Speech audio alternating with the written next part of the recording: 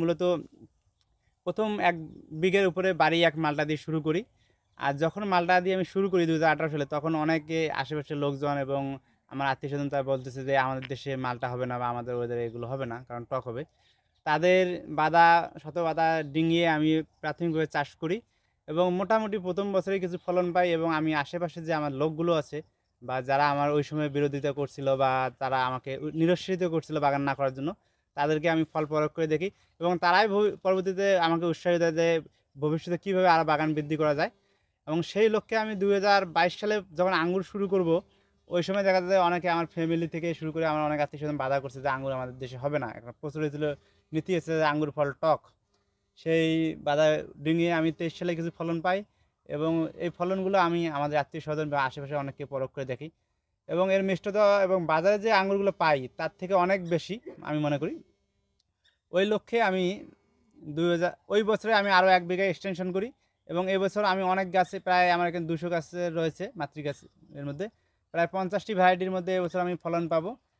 আর এবছর আমি আরও ২ বিঘা বাগান বৃদ্ধি করব এবং আমি মনে করি এইরকম ফলন এবং যদি অব্যাহত থাকে আর কৃষি বিভাগ আমার পাশে যদি সার্বিক সহযোগিতা করে, তাহলে আমি মনে করি আমি লাভবান হতে পারবো এবং এবছর আমি ফল এবং চারা দুটো মিলে প্রায় ১০ লক্ষাধিক টাকা সেল করতে পারবো এবং যা আমি মনে করি একজন বেকারের জন্য চাকরির পেছনে না ছুটে যে তারা বাগান বা বিভিন্ন তাদের নিজ নিজ অবস্থান থেকে এগিয়ে আসে, তাহলে তারা বিভিন্নভাবে লাভবান হতে পারবে।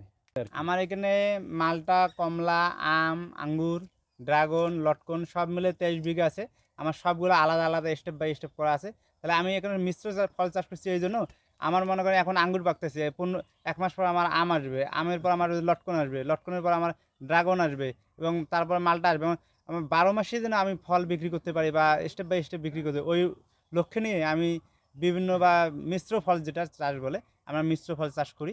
কারণ একমুখী ফল চাষ করলে দেখা যাবে বছরে একবার এক টাইমেই ফলগুলো আসবে, তাহলে দেখা যাবে যে আমি ওইভাবে আর লাভবান হতে পারবো না। কারণ বিভিন্ন সময় যে বিভিন্ন ফলগুলো আসে, তাহলে আমি সার্বিক দিকে লাভবান হতে পারবো এবং আমার যে বাগান যে মেনটেন্যান্স ব্যয়গুলো ফল থেকে আমার কিছুটা হলেও তারা ব্যাকআপ দেবে।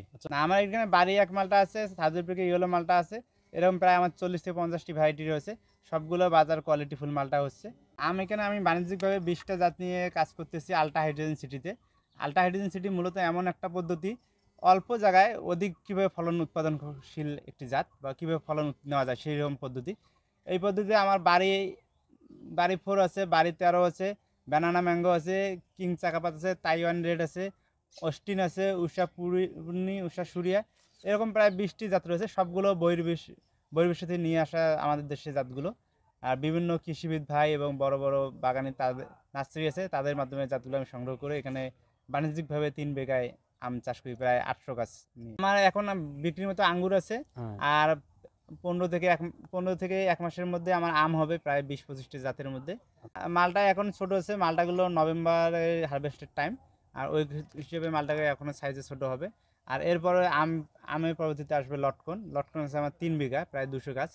আর লটকনের পর আসবে আমার মালটা কমলা ১২০০ গাছ রয়েছে আমার।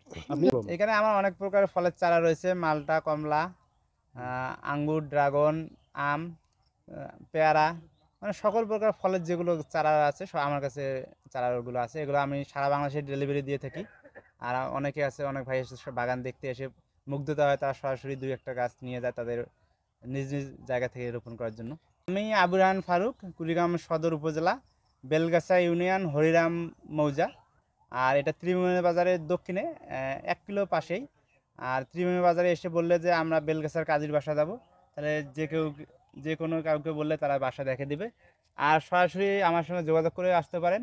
আমার যোগাযোগের জন্য আমার মোবাইল নাম্বার 017309114441।